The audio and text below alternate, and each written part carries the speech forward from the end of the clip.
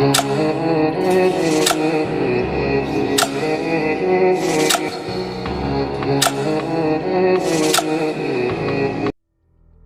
और राधिका शमशान से लौटकर होटल में आ गए।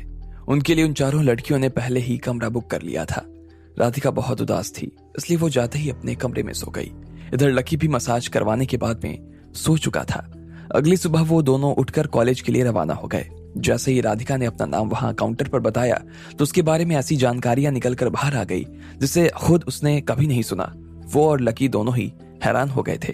इतने में उस कंप्यूटर पर बैठी हुई लड़की ने उससे कहा, चलो अभी ये सारा सामान ले लो और म्यूजिक बिल्डिंग में बिस्मिल सर है, उनसे जाकर मिल लो, वो तुम्हारे लिए सारे इंतजाम कर देंगे। वो लड़की जाने से पहले एक बार और राधिका को देख रही थी और उसके बाद वो फिर से अपने काम में लग चुकी थी। इधर राधिका के साथ में लकी भी वहां से बाहर आ गया। वो उसके साथ म्यूजिक बिल्डिंग की तरफ जाने वाला था, लेकिन इतने में राधिका ने उसे बीच में रोका और कहा, लकी तुम जाओ, मैं यहां से चली जाऊंगी। वैसे भी यहां से सिक्योरिटी सेक्शन काफी पास है, तो तुम अपना काम निपटाओ और फिर मिलते हैं हम लोग। लकी ने गहरी सांस ली और फिर इधर उधर देखने लगा। उसने देखा कि यूनिवर्सिटी में मामला उतना भी अनसेफ नहीं था जितना कि बाहर। वो राधिका को यहाँ आराम से अकेला छोड़ सकता था, इसलिए उसे राधिका की कही बात ठीक लगी और उसे भेजने के बाद वो सीधा सिक्योरिटी सेक्शन में चला गया। जैसे ही उसने देखा कि राधिका म्यूजिक बिल्डिंग तक पहुंच चुकी थी और गलियारे में दाखिल हो गई, उसके बाद लकी भी एडमिन की बिल्डिंग में चला गया। जैसे ही वो पहले माले पर गया तो उसे सिक्योरिटी डिपार्टमेंट नजर आ गया। लकी ने अपने कपड़े ठीक किए और ऑफिस का दरवाजा बजाने लगा। कल जयंत ने उससे कहा था कि यहाँ पटना यूनिवर्सिटी में एक गार्ड की पोस्ट खाली है। लकी को उसी पोस्ट के लिए अप्लाई करना था और फिर यूनिवर्सिटी में बने रहना था। अगर वो खुद उस जॉब को नहीं ले पाता तो फिर जयंत इस काम में उसकी मदद करने वाला था। जैसे ही दरवाजा खुला तो सामने एक जवान सा आदमी खड़ा था। उसने जैसे ही जयंत को देखा तो उसकी भौएं तन गई और वह वैसे ही लकी को देख रहा था। फिर उसने कहा, हाँ दोस्त बताओ, मैं तुम्हारी क्या मदद कर सकता हूँ। एक्चुअली मैं वो यहाँ पर गार्ड की पोस्ट के लिए अप्लाई करने आया था। लकी ने मुस्कुराते हुए कहा, गार्ड की पोस्ट के लिए? उस आदमी को लकी की ये बात सुनकर थोड़ी हैरानी हो रही थी। वो किसी स्टूडेंट की तरह दिखाई दे रहा था। अभी भी वो जवान था, ऐसे में गार्ड की नौकरी करने के लिए क्यों आना चाह रहा था वो? फिर भी उस आदमी ने जोशीले अंदाज में लकी के लिए दरवाजा खोला और उससे कहा, आ जाओ दोस्त, अंदर आ जाओ। जब लकी कमरे में दाखिल हुआ तो उसने देखा कि कमरे की गहराई बहुत ज्यादा थी। वो सच में बहुत बड़ा कमरा था और उसे बीच में एक बड़ा सा कांच लगा हुआ था, जिस वजह से उस कमरे के 2 भाग हो चुके थे। जैसे ही लकी अंदर दाखिल हुआ तो उसने देखा कि वहां पहले से ही 6 से 7 सिक्योरिटी गार्ड बैठे हुए थे और उन सब की उम्र 40 साल से ज्यादा की लग रही थी। उनमें से ज्यादातर तो लकी के ऊपर ध्यान ही नहीं दे रहे थे और उन्होंने अपनी आंखों को अपने फोन से चिपकाया हुआ था। जो लोग लकी के ऊपर ध्यान दे रहे थे वो उससे बहुत ही हीन भावना से देख रहे थे। उनके हिसाब से लकी जैसे आदमी के लिए तो गार्ड की नौकरी बनी ही नहीं थी। आ जाओ दोस्त, इधर चीफ सर का ऑफिस इधर है, उस आदमी ने लकी से कहा और एक कमरे की तरफ इशारा कर दिया। लकी उसे देखकर मुस्कुराया और फिर उस आदमी के पीछे पीछे कमरे में दाखिल हो गया। सच में वो आदमी उसकी बहुत मदद कर रहा था। जैसे ही लकी ने उस शीशे के दरवाजे को पार किया तो वो कमरे के दूसरे हिस्से में पहुंच गया। वहां पर पूरी दीवार पर मॉनिटर ही मॉनिटर लगे हुए थे। वहां पर पूरी यूनिवर्सिटी की तस्वीरें चल रही थी और लकी ने देखा कि सारे मॉनिटर पर सारी यूनिवर्सिटी को देखा जा सकता था। वहां पर 2 40 साल के आदमी भी खड़े थे जो उस मॉनिटर को देख रहे थे। उनकी आंखें मॉनिटर से एक टक चिपकी हुई थी और उनकी गर्दन हिलने तक का नाम नहीं ले रही थी। लकी ने जब देखा तो उसे बड़ा ताज्जुब हो रहा था। पीछे से देखने पे तो ऐसा ही लग रहा था कि वो लोग बहुत ही तल्लीनता से अपनी काम को कर रहे थे, लेकिन जैसे ही लकी ने उन्हें आगे से देखा तो पाया कि उनकी आंखें चिपकी हुई थी और वो खर्राटे भर रहे थे। वो नींद में सो रहे थे। ये हमारे सेक्शन के चीफ का ऑफिस है, उस आदमी ने लकी को कमरे के सबसे अंदरूनी भाग में ले जाते हुए कहा। उसके ऑफिस के बाहर उसके नाम की प्लेट भी लगी हुई थी। लकी ने उसमें अंदर जाने से पहले एक बार और उस आदमी को देखा और कहा, थैंक यू। इसके बाद लकी ने दरवाजा खटखटा दिया। आ जाओ, उधर से आवाज आई और लकी अंदर चला गया। उसने अंदर आते ही देखा कि एक 40 साल के आसपास का आदमी उसकी टेबल पर बैठा हुआ था। उसकी चमड़ी का रंग गोरा था और उसके बाल बहुत ही छोटे छोटे कटे हुए थे। वो सच में चीफ लग रहा था, लेकिन बस उसका शरीर थोड़ा सा पतला था। उसने लकी को देखने के लिए अपना चेहरा ऊपर उठाया तो लकी ने देखा कि वो सच में बहुत स्मार्ट था। उसका नाम जैकब था और वो यहाँ का सिक्योरिटी चीफ था। तो तुम स्टूडेंट हो, तुम यहाँ पर क्या कर रहे हो? जैकब ने लकी की तरफ देखते हुए पूछा। उसने देखा कि लकी की उम्र तो 24 से 25 साल के आसपास की लग रही थी, इसलिए उसके दिमाग में आया कि शायद वो कोई स्टूडेंट था जो गलती से यहाँ पर आ गया था, या हो सकता था कि उसका कुछ चोरी हो गया हो और उसकी शिकायत करने के लिए वो यहाँ पर आया हो। जैकब को मालूम था कि यहाँ पर सब अमीर घरों के लड़के पढ़ते थे और उन लोगों का सामान आए दिन भी चोरी होता रहता था, इसलिए वो जब कभी स्टूडेंट से बात करता तो बहुत ही प्यार से बात करता। वो किसी से भी पंगा नहीं लेना चाहता था।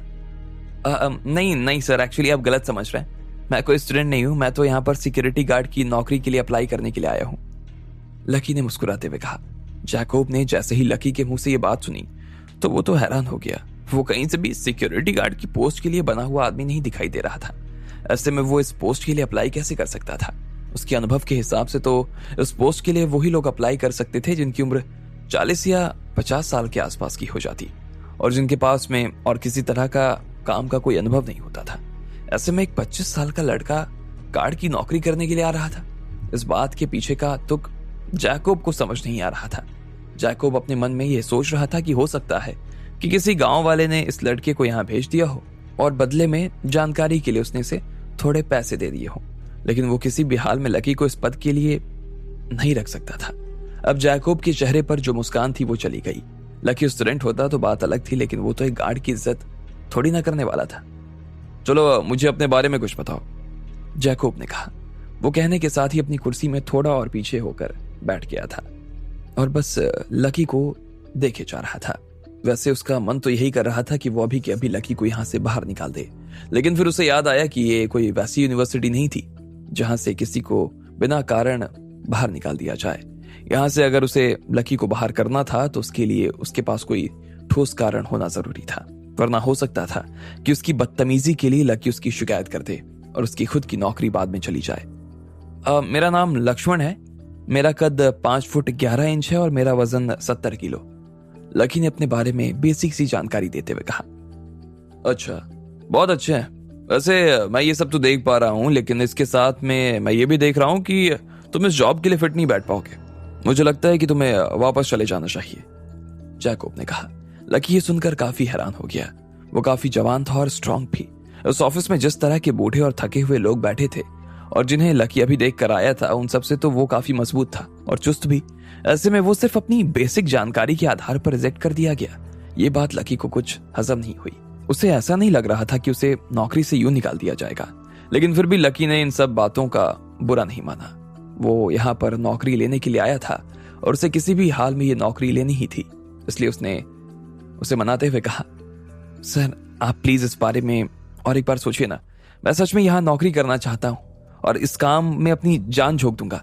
मेरी तरफ से मैं आपको एक भी शिकायत का मौका नहीं दूंगा सर, बिल्कुल नहीं, लकी ने उसे समझाने की कोशिश करते हुए कहा। अरे वाह, क्या बात है, तुम तो बड़े दिलचस्प आदमी हो यार। इतने बढ़िया दिखते हो, जवान हो, फिर भी इस तरह की नौकरी क्यों करना चाहते हो? समाज में तुम जैसे लोगों के लिए तो इतनी बहुत बहुत अच्छे सारे काम है, फिर मुझे समझ में नहीं आ रहा कि तुम अपनी जवानी इस तरह बर्बाद क्यों कर रहे हो? क्यों करना चाहते हो तुम ऐसा?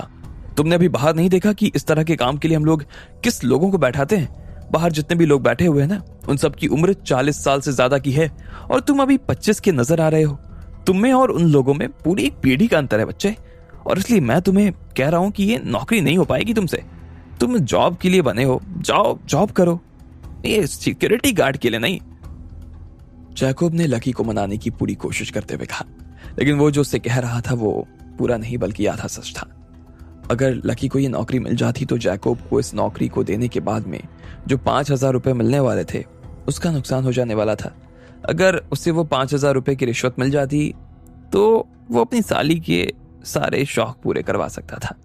वो उसे 3 दिन के लिए किसी अच्छी जगह पर घुमाने ले जा सकता था। हाँ सर, आपको उस चीज की चिंता करने की जरूरत नहीं है। मैं उन लोगों से काफी अच्छी चीजें करूंगा सर, काफी अच्छा ट्यूनिंग बैठा लूंगा उन लोगों से। उन लोगों को लगेगा ही नहीं कि मैं उनसे छोटा हूं, छोटी उम्र का हूं। अरे ये तुम क्या कह रहे हो? उनके बाल सफेद है और तुम्हारे काले, और फिर भी तुम कह रहे हो कि उन्हें पता नहीं लगेगा कि वो तुमसे बड़े हैं या तुम छोटे हो। कैसी बात कर रहे हो यार? ऐसे कैसे हो सकता है यार? नहीं नहीं नहीं, ऐसा नहीं हो सकता। वैसे भी वो लोग तुम्हें पसंद नहीं करने वाले और तुम्हारी वजह से मैं अपनी पूरी टीम ना बर्बाद नहीं करना चाहता हूं। जानते हो एक अच्छी टीम बनाने में कितना टाइम लगता है? हाँ, जैकब ने हल्का सा गर्म होते हुए कहा। वो लकी को देखकर अब थोड़ा सा बेचैन महसूस कर रहा था। फिर वो अपनी जगह से खड़ा हुआ और दरवाजा खोलकर लकी से बोला, आओ मेरे साथ। अगर वो तुम्हें यहाँ पर रखने के लिए हाँ कर देते हैं ना, तो मैं भी तुम्हें बिना किसी हिचक के नौकरी पर रख लूंगा, ठीक है? जैकब ने कहा और लकी को अपने साथ में बाहर लेकर आने लगा।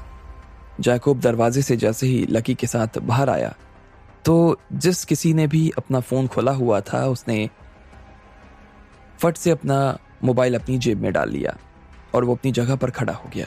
उनकी आंखों में जैकब का खौफ साफ नजर आ रहा था। उनमें से कोई भी उम्र के इस पड़ाव पर अपनी नौकरी नहीं गंवाना चाहता था। उनमें से कोई भी जैकब की रिस्पेक्ट ना करे, ऐसा हो ही नहीं सकता था। लेकिन अब आगे क्या होने वाला था? क्या यहाँ का स्टाफ लकी को पसंद करता और क्या ये जॉब लकी को मिल पाती? आपको क्या लगता है? क्या होंगे इन सभी सवालों के जवाब? कमेंट बॉक्स में कमेंट करके हमें जरूर बताएं।